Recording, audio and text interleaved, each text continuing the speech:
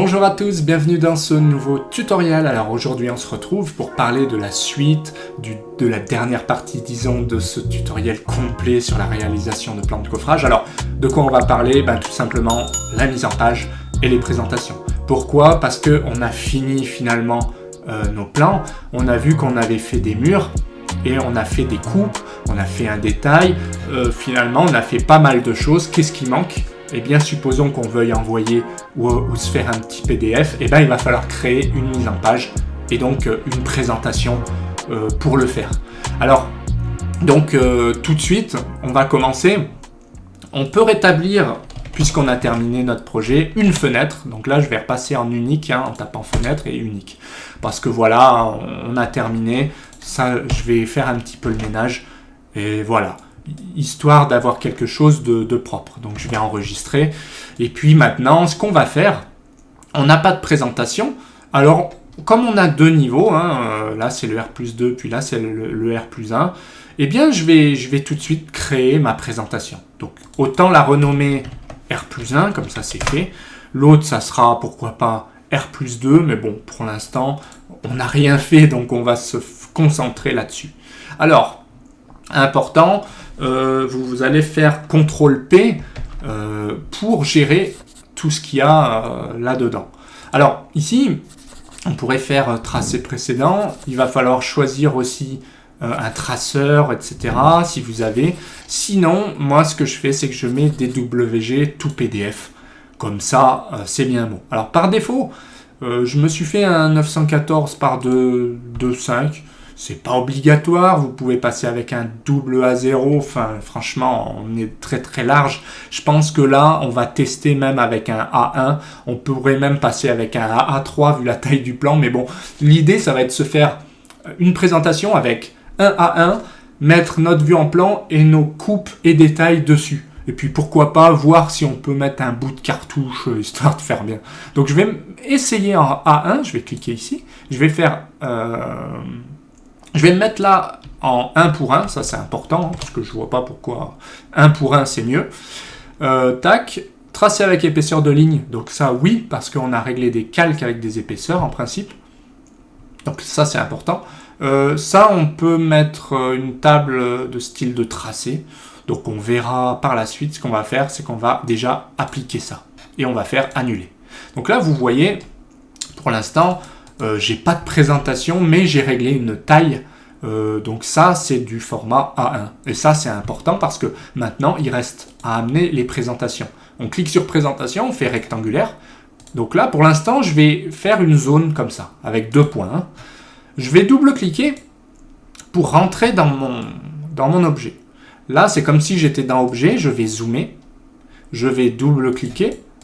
Je vais sélectionner. Et là, qu'est-ce qui se passe? C'est que j'ai une option pour régler l'échelle automatiquement. Alors, il y en a beaucoup au début. Et moi, j'ai créé des formats. Donc, si ce n'est pas le cas, eh bien, effectivement, il faudra vous créer un centième. Il faudra vous créer des choses comme ça. Alors, où est-ce qu'il est parti? Il est là. Si je me mets au 50e. Donc, là, je vois pas pourquoi il me fait ça. Je pense que mes formats... Ah oui, les formats par défaut ne sont pas forcément les mêmes.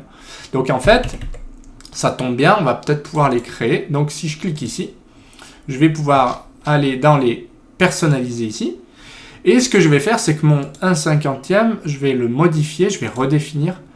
Voilà, 1/50, d'accord. Alors je sais pas... je sais pas trop comment ça marche. À mon avis, comme là, vous voyez, il me met 1 pour 50. Je vais essayer de bidouiller. Ah oui, parce que en fait, vous voyez, j'ai l'impression que les unités, il m'a mis du mètre en fait. C'est pour ça, il y a un truc qui cloche. Ce que je vais faire, c'est que on va regarder les unités. Unité pouce. Ok. C'est pour ça qu'il y a un souci. Donc centimètres, c'est mieux, puisque moi j'ai dessiné en centimètres. Vous vous souvenez, vous aussi. Donc je vais faire précision tout de suite. Ouais, comme ça. Je vais faire international et je vais faire OK. Donc là, on va voir ce que ça change. Je clique ici. Pour l'instant, ça ne change rien. Je vais refaire CTRL-P.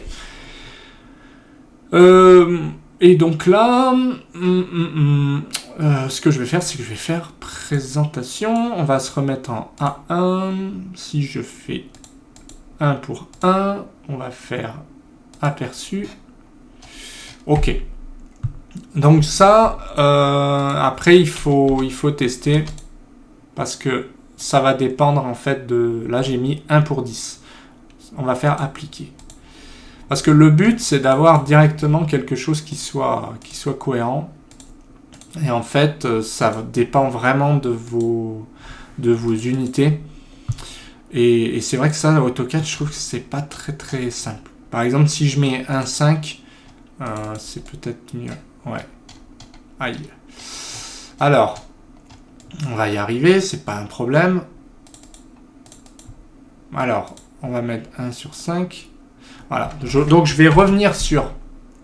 en fait, ce que j'aurais dû faire, c'est mettre 10 pour 1. Voilà. C'est 10 pour 1, moi, que je vais utiliser. Donc, je vous conseille de faire pareil. Alors là, c'est très gros. Je vais refaire une présentation ici pour la mettre là-dedans. Tac. Donc là, ça sera ma vue en plan. Je vais essayer tout de suite de la mettre au milieu. Donc je double-clique à l'extérieur. Je me mets au 1/50e. Voilà. Donc là, ça a l'air d'être mieux. En gros, il faut bidouiller par rapport à un format. Comme là, en fait, il était mal réglé. Moi, généralement, je ne le règle pas comme ça. J'aurais tout redéfini. Mais bon, bref. Vous voyez, si je mets 1 centième, là, c'est mieux. Je suis au centième. Et si vous le voulez au 50e, vous mettez 50e. Donc là, tout est au 50e. Donc, pour faire les présentations, on fait ça. Vous voyez, donc là, j'ai fait CTRL-P. Je vérifie que je suis bien à 10 pour 1. Donc là, c'est bon. Tac. Et ensuite, je mets ma vue en plan. Je copie, et là, qu'est-ce que je vais mettre? Eh bien, je vais aller sélectionner mes coupes, tout simplement. Alors, comme coupe et détail, vous vous souvenez, on a dit qu'on était au 50e. Eh bien, ce que je fais, c'est que celui-là, je le laisse au 50e. Supposons que mon détail, vous vous souvenez, on avait dit qu'on pouvait très bien le faire au 25e, pardon. J'aurais fait ça. J'aurais fait 1 sur 25. Bon. Il n'existe pas, donc il faudrait le créer. Donc pour le créer, eh ben, on se met par exemple sur le... Mais là, je vais me mettre au 20e. Donc là, on est d'accord, je me suis mis au 20e. Donc ça veut dire que ce truc-là, vous voyez, je dois créer un autre style de cote et le mettre au 20e. Et je dois créer ou bidouiller mon texte pour le diviser en gros par 2, par 2,5, enfin voilà, par 2,5 là, pour du 20e, pour pouvoir avoir quelque chose de cohérent. Parce que là, sinon, bah, le texte, il va être beaucoup trop gros. On le voit ici. Donc là, il y a une cohérence entre ça et ça. Donc, on est content. Par contre, là, bah, il vaut mieux le laisser, pour le coup, au 50e. Et donc, voilà. Pour redéfinir... Là, je l'ai effacé puisque j'ai tout ici. Donc, vous voyez, le but, c'est de créer, là, la vue en plan. Et là, les détails, plus le cartouche, éventuellement, qu'on pourrait venir glisser ici. Donc là, on pourrait très bien faire un cartouche là. Hein, sans problème. Voilà, donc, comme on a fait ça, eh bien, qu'est-ce qu'on peut dire? Bah que là, c'est plutôt pas mal. Donc oui, si on veut refaire une échelle, créer une échelle, on va cliquer ici. Vous voyez, je vais faire personnaliser.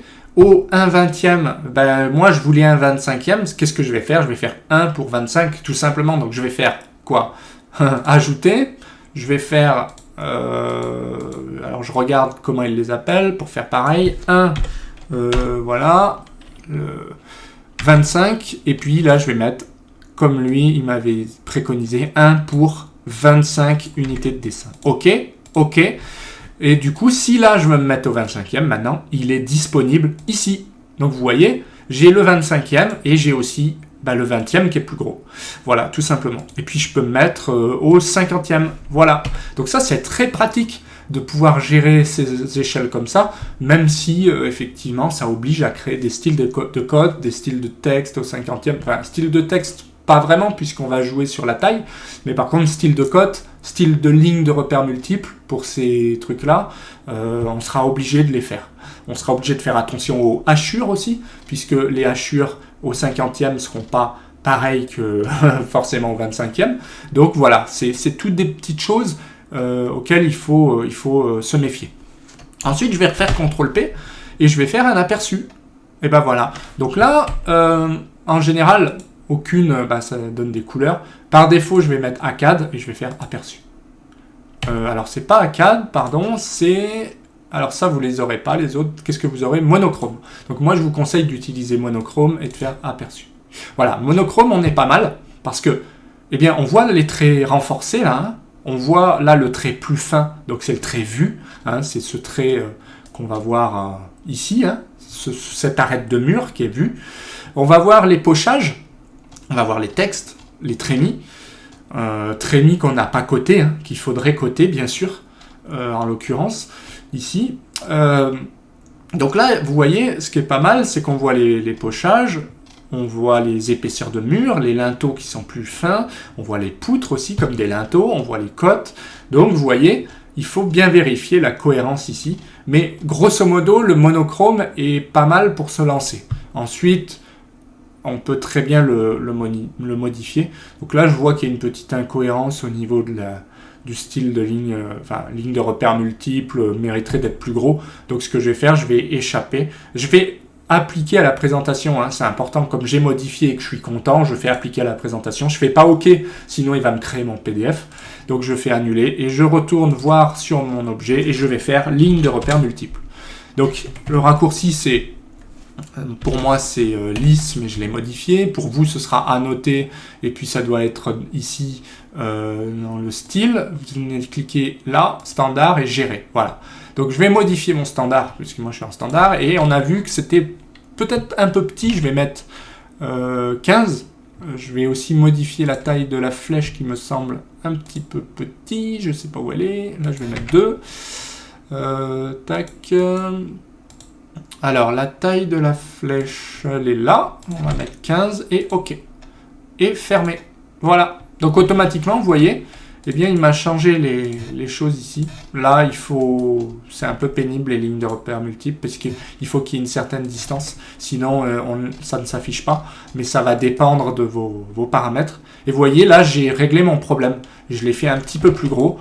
Je vais hériter les propriétés de ça. Bon, là, ça a un peu bougé. C'est pas terrible. Mais bon, c'est pas grave. Là, je vais assez vite. Hein. Voilà. Tac, tac. Et là, on est pas mal. On a grossi ça. Le texte, il est bon. C'est à peu près la même taille. Voilà. Donc, c'est assez sympa comme rendu. Pour voir qu'on a été assez vite. Et là, je retourne sur mon R+1. Je refais CTRL-P. Je fais aperçu. Et voilà. Automatiquement, j'ai mon plan qui est fini. Donc, si je fais maintenant échappe et OK, il devrait me proposer d'enregistrer tout ça. Donc, je vais le mettre dans les documents sur le bureau, hein, pourquoi pas. Et je vais le mettre dans mon dossier coffrage complet. Donc, il m'a créé coffrage complet R+1. Je vais mettre enregistrer, très bien. Et automatiquement, il me met l'aperçu. Donc, j'ai mon PDF qui est créé. Je vais virer ça. Je vais virer ça. Et je vais je vais zoomer pour vous montrer. Vous voyez, très bon rendu, hein. C'est très propre pour voir qu'on n'a pas modifié beaucoup de choses. Mais voilà, c'était pour vous montrer que voilà, en peu de temps, on arrive à créer quelque chose de sympa. Donc on a les impacts. Alors, ce qui m'embête un peu, c'est que là, il n'y a pas les pointillés, il n'y a pas les traits d'axe. Donc on va voir pourquoi. Alors, on va faire annuler. Enfin, on va fermer ça.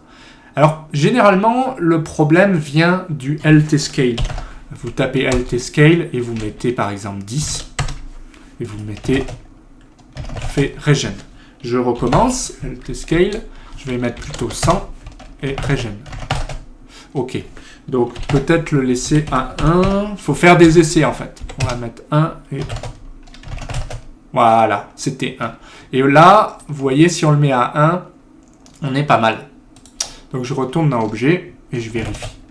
Alors voilà, il y a une petite astuce, parce que vous voyez, c'est pas la même chose dans Présentation et dans Objet.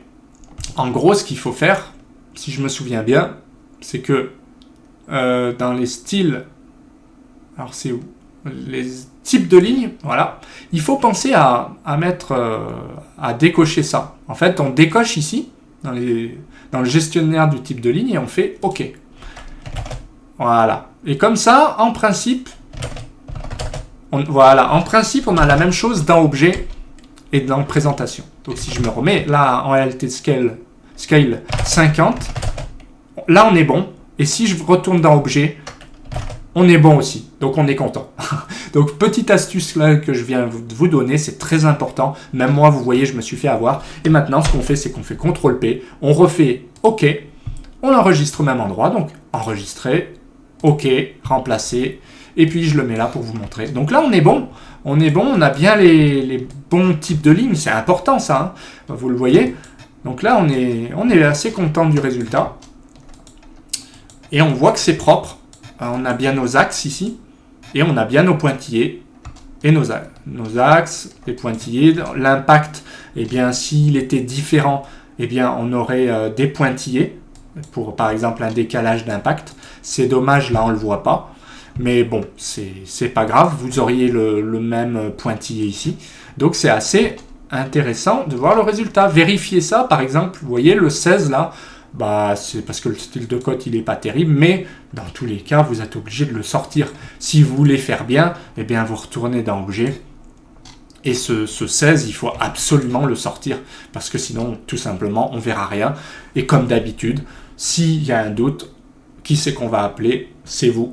On va dire, bah là, ouais, on voit rien, il y a un euro pâté, c'est quoi? Oui, donc, conseil, faites attention. Il vaut mieux perdre un peu de temps au début, hein. Comme là, vous voyez, j'ai vérifié. Et ben, tout de suite, ça m'a sauté aux yeux parce que j'ai passé le temps de la vérification. Que si vous l'envoyez comme ça, sans regarder, et ben, les personnes vont vous appeler. Et vous allez finalement perdre beaucoup de temps parce qu'en plus, eh ben, vous serez obligé de toute façon de le modifier en vue d'un autre indice, sinon on vous posera éternellement la question, quoi. Et pareil pour les niveaux sup, etc.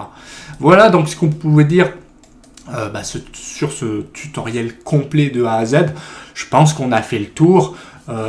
Si j'ai oublié des choses, n'hésitez pas à me le signaler en commentaire. On pourrait très bien se faire un petit tutoriel bonus là pour clôturer ça, mais bon, grosso modo c'était l'idée, c'était de vous proposer un tutoriel complet et j'espère que vous avez vous avez appris des choses, je l'espère vraiment. En tout cas, si c'est le cas, pensez à mettre un petit pouce bleu, ça fait plaisir. Pensez à commenter, à vous abonner si ce n'est pas déjà fait. J'espère que vous êtes abonné quand même depuis le temps. Mais voilà, en tout cas, un grand plaisir d'avoir fait ces tutoriels et que vous les ayez suivis avec moi. C'est vraiment super. Et puis, eh bien, je vous propose bientôt une nouvelle playlist complète avec un suivi si ça vous plaît. Donc pensez à réagir, ça c'est très important pour me donner votre opinion, sincèrement ce que vous en avez pensé, ce que vous aussi vous avez besoin maintenant pour aller plus loin, puisque il y a beaucoup de tutoriels sur ma chaîne, mais bon, il n'empêche que vous avez certainement des besoins particuliers et que peut-être une vidéo serait à prévoir. Voilà, en tout cas moi je vous dis à très bientôt en vidéo.